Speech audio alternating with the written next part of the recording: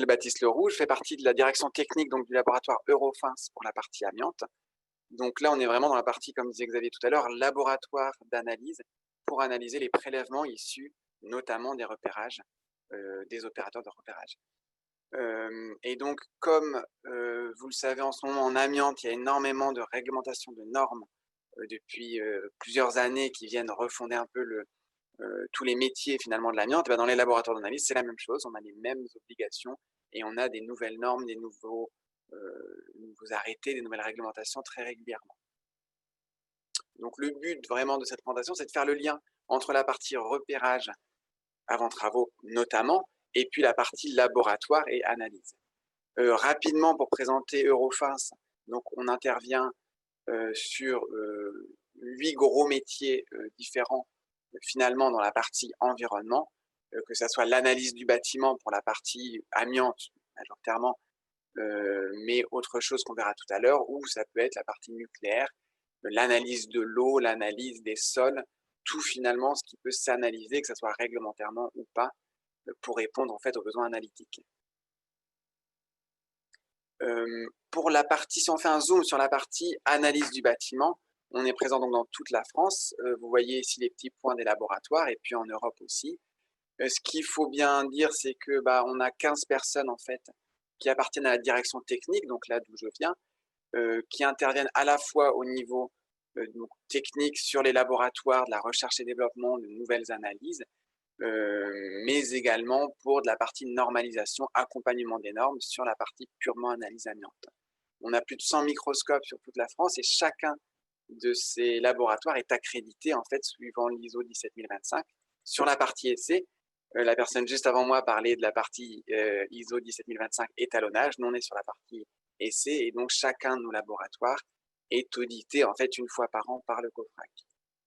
Pour la partie vraiment qui vous intéresse sur le bâtiment, on propose des solutions sur l'amiante, donc on en parlait beaucoup dans cette présentation, le plomb également sur peinture ou sur lingette, mais ça peut être tout ce dont on a parlé depuis ce matin finalement, à la fois les HAP, les termites et les autres insectes xylophages, les fibres céramiques réfractaires, le radon, etc. Là, je vais m'arrêter un peu plus sur l'arrêté du 1er octobre 2019. Alors, pour être un peu plus clair, parce que c'est vrai que tout ce qui est réglementation, ça peut être un peu abscon et un peu difficile à premier abord. Finalement, l'arrêté du 1er octobre 2019, c'est ce qu'on a appelé le 7e arrêté. On a parlé beaucoup des arrêtés compétences pour le repérage avant travaux dans tous les domaines possibles. Et ça fait partie de la volonté en fait de l'État de reprendre un peu les filières amiantes et de remettre un coup de réglementation et de normalisation dessus pour fiabiliser encore plus. Pour les laboratoires d'analyse, c'est la même chose, via justement cet arrêté du 1er octobre.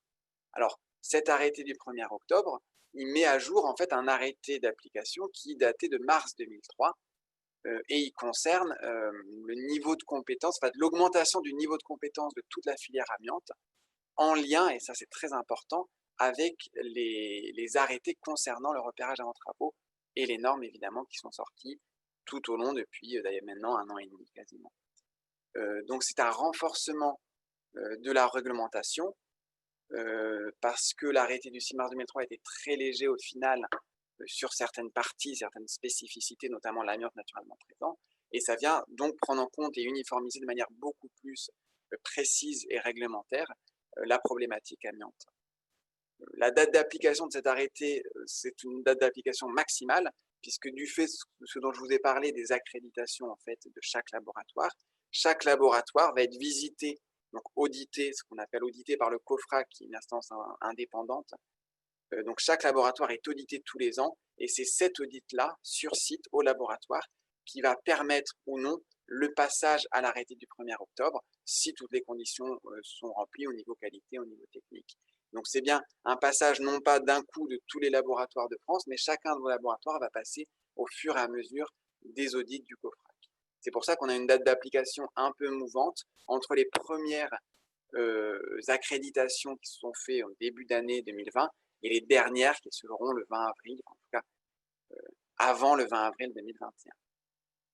Alors, cet arrêté du 1er octobre 2019, donc l'arrêté compétence pour les laboratoires, il est beaucoup plus exigeant au final que l'ancien arrêté, puisque celui-là va faire 14 pages avec un nombre d'annexes assez impressionnante et énormément d'exigences justement pour cadrer cette analyse, en tout cas pour donner un cadre réglementaire, là où avant c'était un cadre plutôt axé sur le COFRAC et sur les audits très réguliers. De manière purement, pour résumer, finalement, on a 3 choses qui se dégagent vraiment. La première chose, c'est les critères de qualification et de formation des techniciens, c'est-à-dire que les techniciens qui vont venir analyser, puisque dans la partie amiante, ce ne sont pas des machines, mais ce sont des techniciens derrière des microscopes qui vont venir analyser les échantillons, de la même manière finalement qu'un laboratoire de biologie médicale sur une prise de sang. Là, c'est de la même manière, on a des techniciens.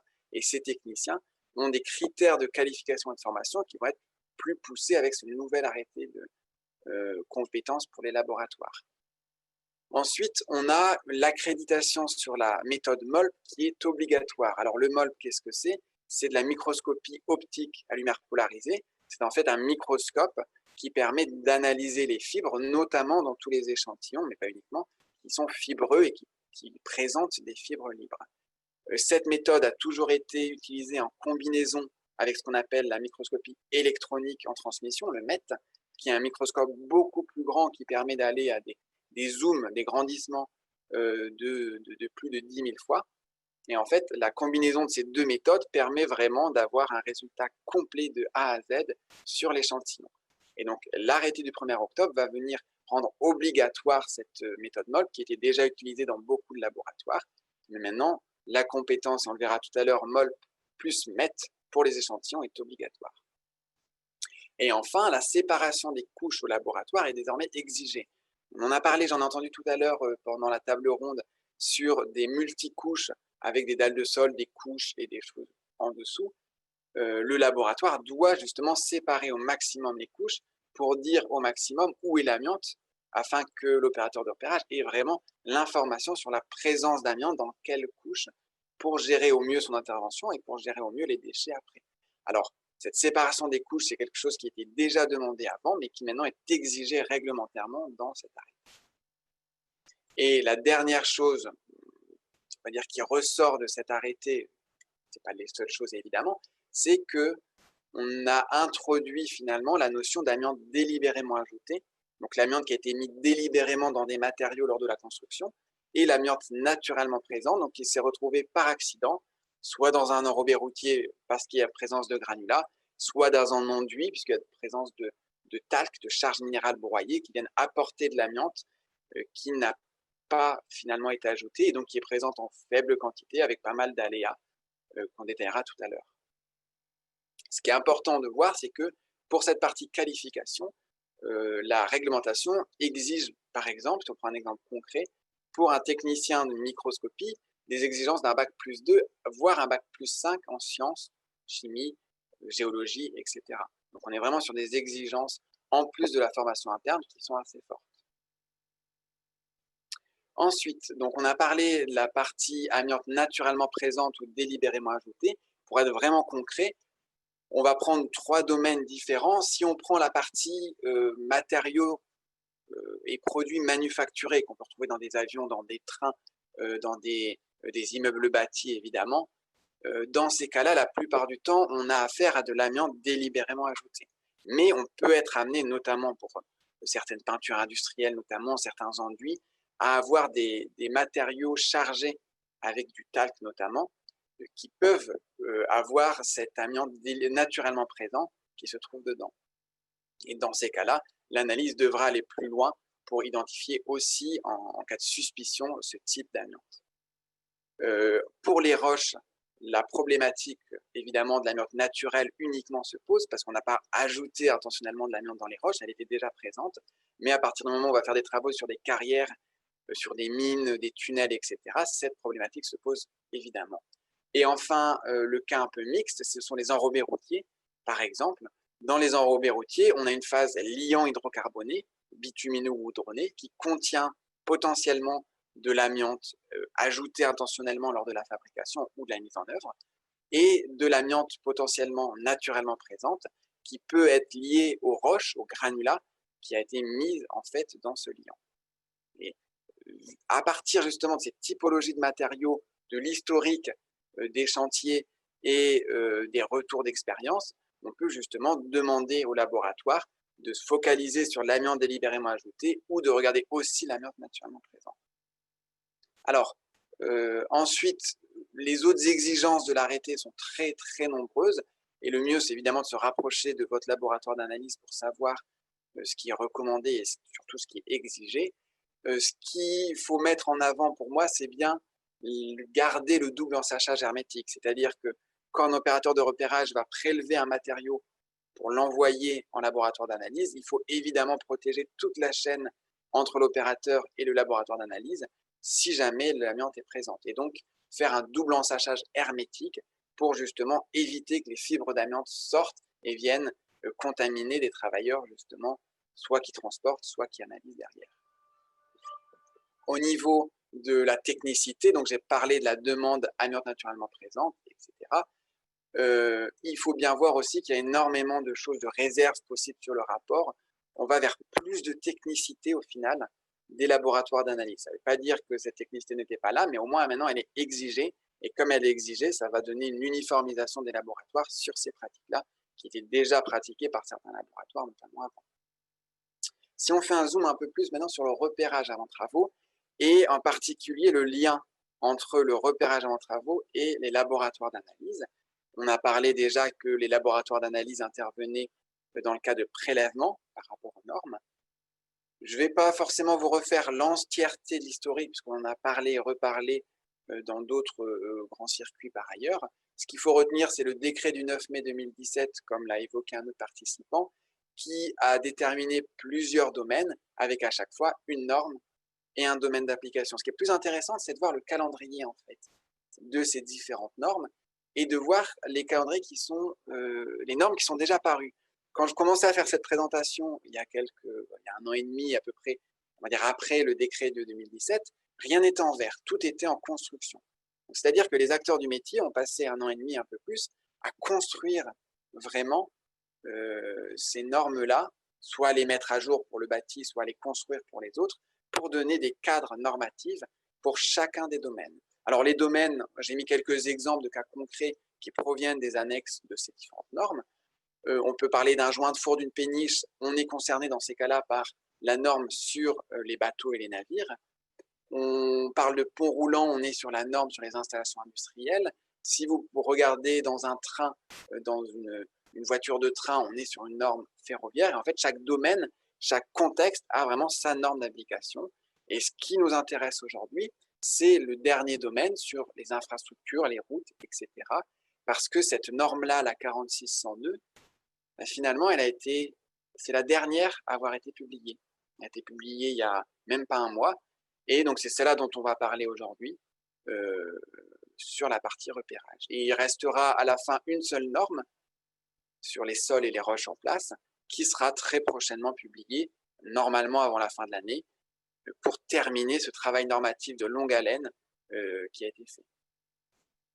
Donc, la norme dont on parle, 4602, elle concerne en fait 3 grands domaines. Le premier domaine, ce sont les ouvrages d'infrastructure et de transport, les trottoirs, les chaussées, donc les enrobés routiers sur les chaussées, sur les voies aéroportuaires, les plateformes industrielles, etc. On a toute la partie ouvrages de génie civil, ouvrages d'art et ouvrages industriels, des châteaux d'eau, des pontons, des écluses. Et on a la partie canalisation enterrée, et notamment tout ce qu'on appelle ouvrages de réseau et leurs équipements. Ce qui est important aussi dans une norme, c'est voir ce qui n'est pas appliqué, notamment sur cette norme-là, ne sont pas concernés les bétons hydrauliques et toute la partie remblée, qui vont être pris par une autre norme plus généraliste. Donc, ces 3 métiers finalement différents, ces 3 contextes différents sont concernés par le repérage avant travaux, suite au décret du 9 mai 2017. Et donc, cette norme-là va pouvoir expliciter ce qu'il y a à faire et quelle est la démarche à faire en particulier dans ces secteurs.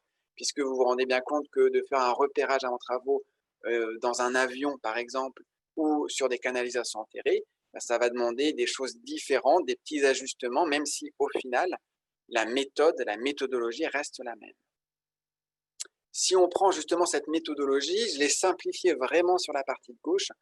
L'idée, c'est pas de faire un cours sur la norme de repérage, puisque toutes les informations sont dans la norme de repérage, à savoir que les normes de repérage, alors la 4602 aujourd'hui, est évidemment publiée, elle est disponible sur le site de l'AFNOR, mais à l'achat.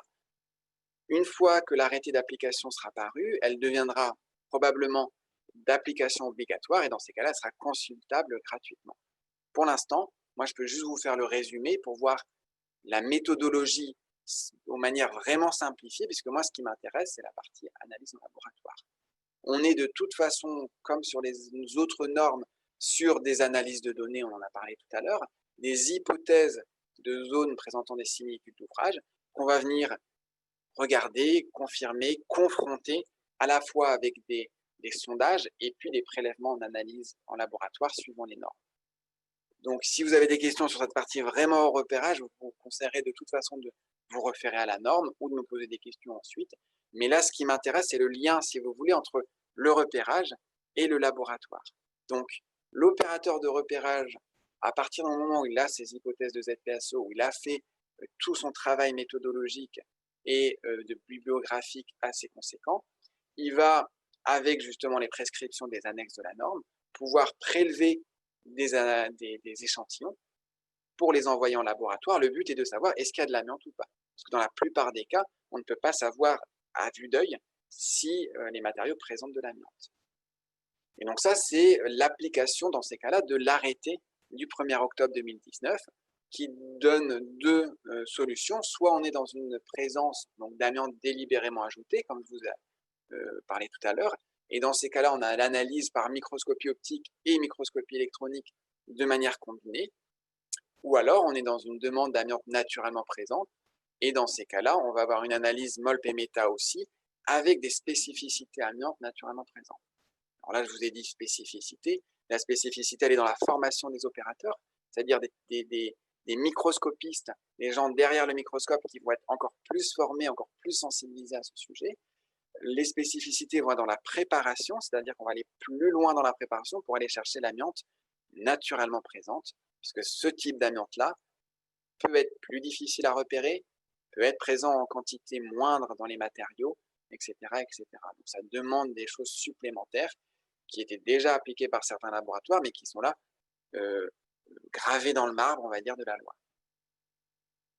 Pour la partie, puisque c'est un peu intéressante, on a une partie spécifique, vous verrez dans la norme qu'il y a 2 logigrammes en fait.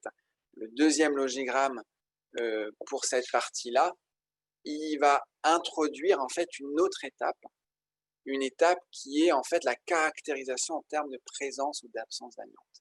C'est-à-dire que quand vous êtes par exemple sur, on va dire des ballastes, on va dire des roches ornementales, des choses qui sont purement rocheuses et vous n'avez pas forcément de marquage, vous n'avez pas de marquage qui vous dit il y a de l'amiante, il n'y a pas d'amiante, on ne peut pas céder vraiment de la couleur ou de l'historique du matériau ou des listes de l'INRS pour dire c'est sûr, il y en a ou il n'y en a pas.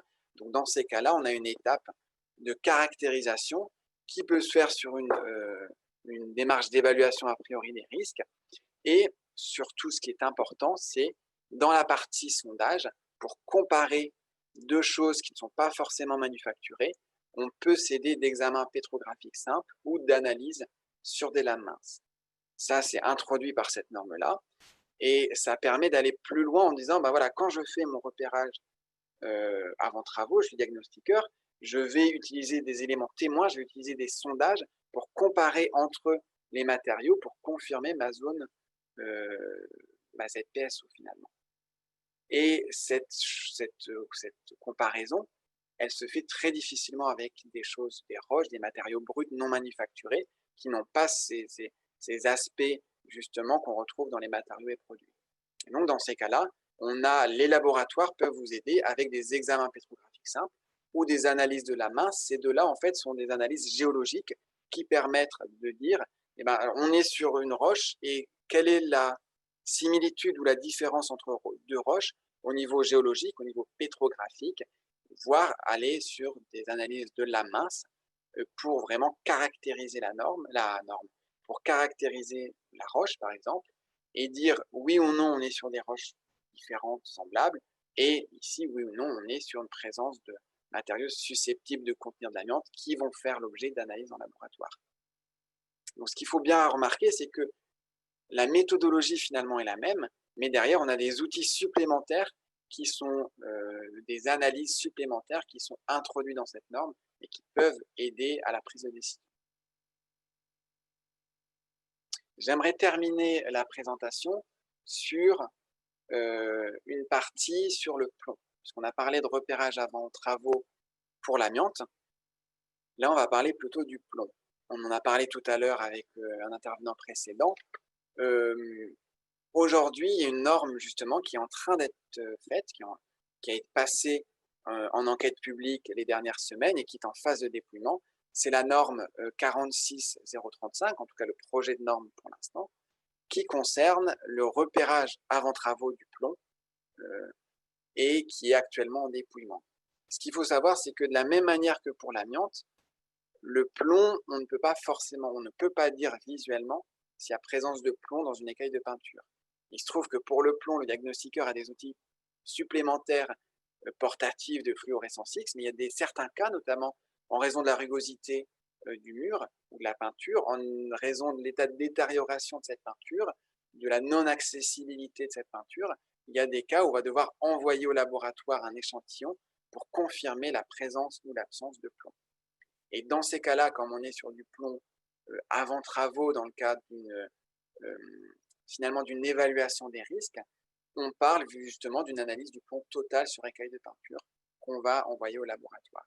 Donc ça, c'est une norme qui est en train d'être faite, qui est en train d'être mise en déploiement.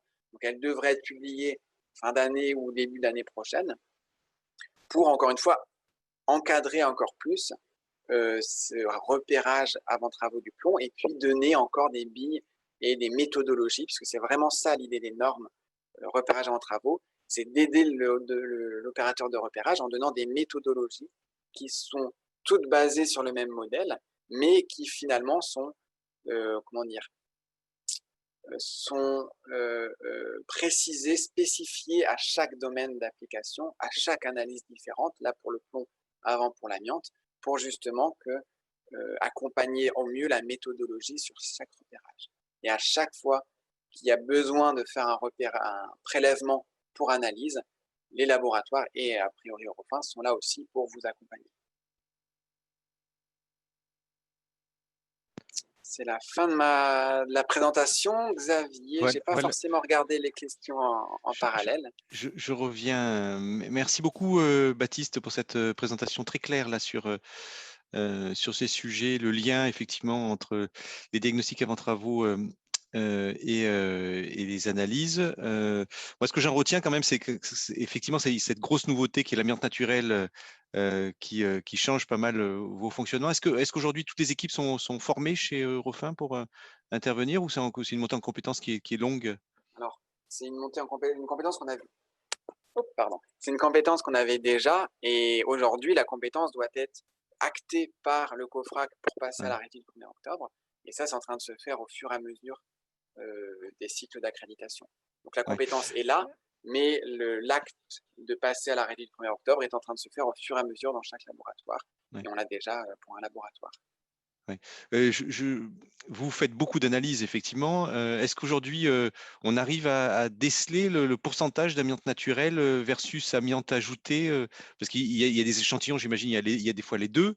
Est-ce qu'on a une idée de nombre de fois où vous trouvez de l'amiante naturelle dans les… En fait, ça va dépendre surtout de là où on va aller taper finalement. C'est-à-dire que ça dépend des chantiers, ça dépend des contextes. On va prendre le cas des enrobés routiers, puisque c'est le cas vraiment typique. On a à la fois de l'amiante délibérément ajoutée du chrysotile et de l'amiante naturellement présent potentiel de l'actinolite. Dans la plupart des cas, on a plutôt de l'amiante délibérément ajoutée, et l'amiante naturellement présente, c'est surtout des accidents qui arrivent.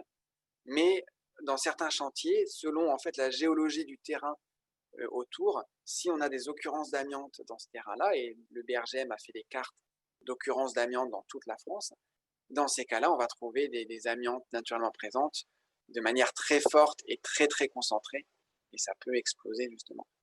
Donc ça dépend pas vraiment, c'est pas un taux très lisse, ça dépend vraiment de là où on va aller et du risque géologique qu'on a. Ouais. Il y a une question d'un spectateur qui pose la question sur les contaminations. Est-ce que, j'imagine vous apportez une importance toute particulière à éviter qu'il y ait des contaminations entre les échantillons? Comment le travail, le laboratoire s'assure de Oui, bah, parce que la contamination, elle peut intervenir à différents niveaux, hein, déjà oui, sur le terrain, au moment où on fait le prélèvement, tout à fait, oui. Le but justement, de la séparation de couches et de tout, ce qui est mis en place au niveau qualité, dans les analyses, c'est d'éviter cette contamination et effectivement d'analyser le matériau pur pour avoir uniquement l'amiante intrinsèque, soit présent naturellement, soit délibérément ajouté, mais l'amiante qui est là dans le matériau et non pas l'amiante qui a pu être contaminée dessus. Donc on a des étapes de nettoyage évidemment de nos matériaux, de sélection dans la séparation des couches et puis derrière des contrôles qualité très, très régulièrement pour justement regarder ça. Je ouais, rebondis juste sur la question puisque la personne parle aussi du taux d'amiante, ce qui est assez ouais, intéressant. Le taux d'amiante aujourd'hui n'est pas dans la réglementation. C'est quelque chose qui est proposé par certains laboratoires, dont Eurofins, mais ce n'est pas encore encadré par la réglementation. On ne peut pas dire, par exemple, sur tel matériau, j'ai 10% d'amiante, 20% d'amiante, et le comparer par rapport à certains seuils. Aujourd'hui, pour l'amiante, ça n'existe pas. Il y a absence ou il y a présence d'amiante au niveau réglementaire. C'est pour autant certains laboratoires, dont Eurofins, proposent quand même cette analyse pour certaines aides à la décision ou certains marchés étrangers d'ailleurs, puisque ce taux d'amiante est réglementaire dans certains pays limitrophes. Mais aujourd'hui, la réglementation n'est pas encore à ce niveau-là. voilà. Merci beaucoup, Baptiste, Leroux pour cette présentation.